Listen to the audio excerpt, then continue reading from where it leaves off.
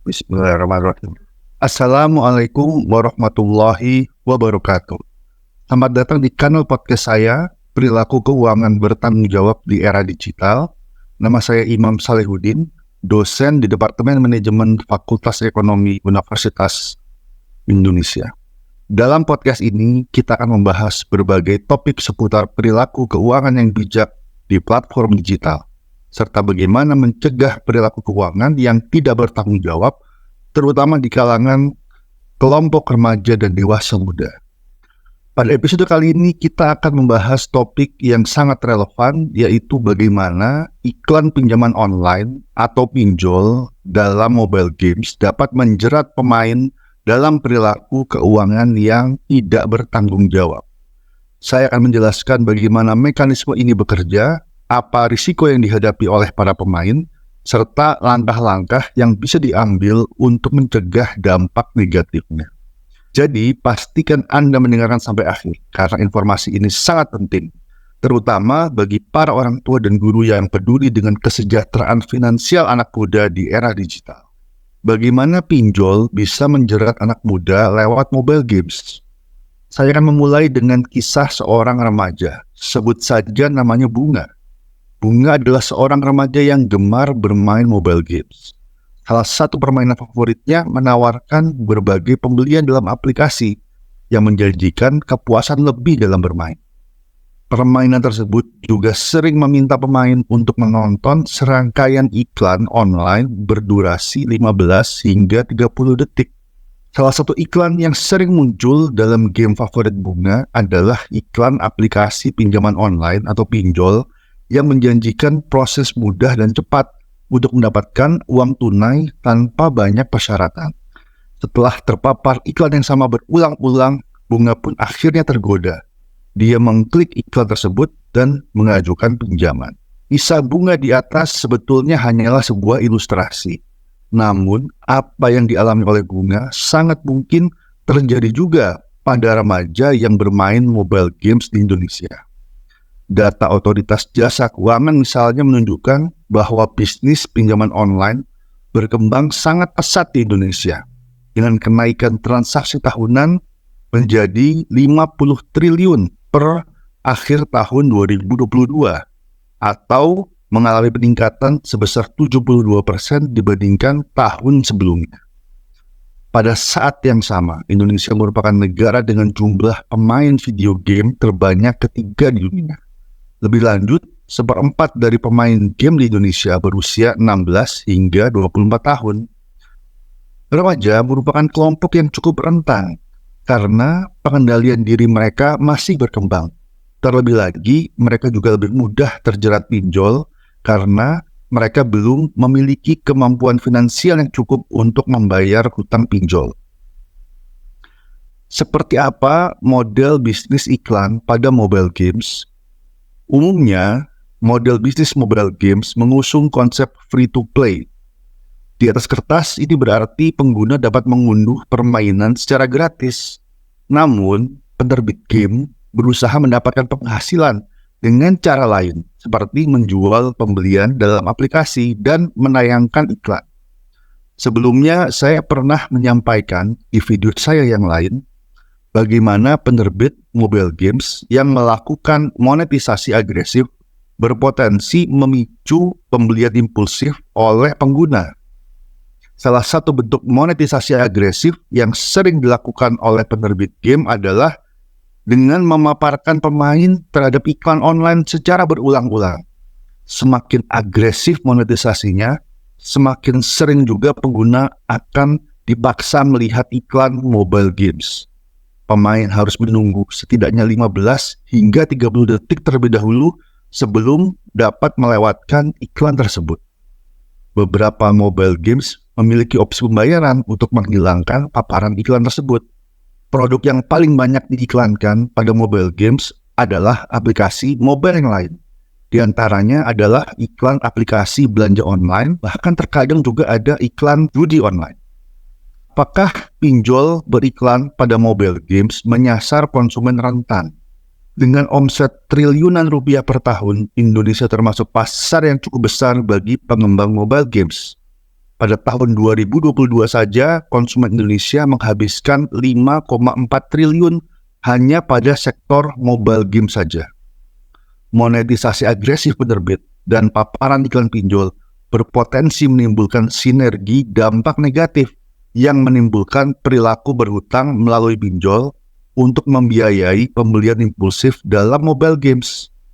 Kebanyakan pengguna mobile games misalnya adalah remaja dan anak-anak yang umumnya tidak memiliki literasi keuangan yang mapan, dengan kemampuan pengendalian diri yang masih berkembang. Penelitian saya dan Frank Albert, profesor di bidang pemasaran dari University of Queensland Business School Australia, mengidentifikasi adanya peran pengendalian diri sebagai faktor pembeda yang signifikan menentukan perilaku impulsif individu dalam bermain mobile games. Tak ayal, Asosiasi Fintech Pembelanjaan Bersama Indonesia atau AFPBI mencatat bahwa 60% pengguna pinjol adalah mereka yang berusia 19 hingga 34 tahun. Rentannya kelompok usia ini juga terlihat dari bagaimana mereka, menurut data OJK, menyumbang 65% dari total dana macet pinjol. Selain pemain muda, iklan pinjol juga seringkali menyasar konsumen rentan yang memerlukan uang dengan cepat. Mereka termasuk orang-orang yang tidak memiliki akses ke layanan keuangan tradisional dan mereka yang segera membutuhkan uang tunai karena situasi finansial yang darurat. Akibatnya, paparan iklan pinjol dalam mobile games berpotensi memicu ketergantungan dan dapat menimbulkan masalah keuangan jangka panjang bagi konsumen, seperti perilaku gali lubang tutup lubang, berhutang untuk melunasi hutang yang lama. Seperti apa tipu daya narasi iklan pinjol? Pinjol seringkali menimbulkan permasalahan sosial, terutama ketika pinjaman diberikan kepada pihak yang rentan dan memiliki pemahaman yang kurang terhadap produk keuangan. Di sini, iklan pinjol seringkali mengusung narasi yang berbahaya. Mereka mengangkat kemudahan meminjam uang melalui pinjol tanpa menjelaskan risikonya dengan jelas. Narasi iklan pinjol yang seringkali ditampilkan dalam mobile games dan media sosial berulang-ulang adalah janji pemberian pinjaman uang dalam waktu singkat, dengan mudah dan tanpa persyaratan yang rumit. Narasi-narasi seperti ini dapat memicu ketergantungan pada pinjaman online dan mengabaikan risiko serta konsekuensi jangka panjang dari jenis pendanaan semacam ini. Narasi iklan pinjol juga seringkali menyesatkan dan tidak transparan sehingga dapat merugikan konsumen. Banyak iklan yang menawarkan bunga rendah dan cicilan yang panjang, tapi sebetulnya terdapat biaya-biaya tambahan yang tidak tertera dalam iklan. Rendahnya literasi keuangan masyarakat Indonesia juga turut menjadi penyebab masyarakat mudah tertipu oleh narasi iklan yang predatoris ini. Konsumen mudah terbujuk dengan janji-janji kemudahan jangka pendek tanpa memperhatikan biaya yang harus ditanggung di kemudian hari. Bagaimana mencegah jeratan pinjol? Meski OJK telah mengatur dan mengawasi konten iklan pinjol, belum ada regulasi dan pengawasan yang ketat terhadap iklan mobile games. Hal ini membuatnya rentan dieksploitasi oleh pengiklan produk untuk menyasar konsumen rentan seperti anak-anak dan remaja. Meskipun iklan pinjol ini seringkali mengusung label terdaftar dan diawasi oleh OJK, konsumen tetap harus berhati-hati terhadap iklan yang mereka temui, sebab pinjol ilegal masih menjamur di Indonesia, dan hanya ada 102 pinjol yang resmi terdaftar di OJK. Paparan iklan pinjol pada mobile games mungkin tidak melanggar hukum secara langsung, akan tetapi berpotensi besar memicu perilaku keuangan yang tidak bertanggung jawab dan meresahkan masyarakat ketika sasaran iklannya adalah para anak muda yang rentan. Tentu saja kita tidak menginginkan kisah bunga di awal tulisan ini terjadi pada remaja dan anak-anak Indonesia. Oleh karena itu, perlu adanya peraturan yang lebih ketat dari regulator dan juga pengembang game untuk memastikan bahwa narasi iklan pinjol tidak menyesatkan dan tidak merugikan konsumen. Konsumen juga harus lebih cerdas dalam memilih dan menggunakan pinjaman online.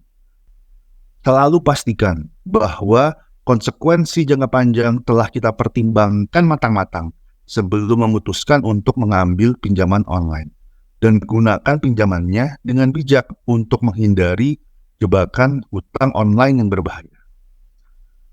Terima kasih telah menyimak episode kali ini di podcast Perilaku Keuangan Bertanggung Jawab di Era Digital. Semoga sesi ini mengenai dampak iklan pinjaman online pada mobile games terhadap perilaku keuangan remaja dan dewasa muda bisa memberikan wawasan yang bermanfaat, khususnya dalam mencegah perilaku keuangan yang tidak bertanggung jawab.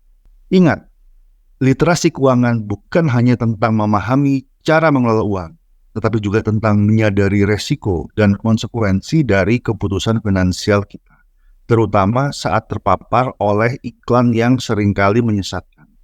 Pastikan selalu berpikir matang sebelum mengambil pinjaman online, dan ajarkan nilai-nilai tersebut kepada generasi muda di sekitar kita. Demikian dari saya, sampai jumpa di episode selanjutnya, di mana kita akan membahas topik-topik penting lainnya seputar perilaku keuangan di era digital. Tetap bijak dalam setiap keputusan finansial. Saya Imam Salehuddin undur diri. Sampai jumpa lagi di Perilaku Keuangan Bertanggung Jawab di Era Digital. Salam bijak.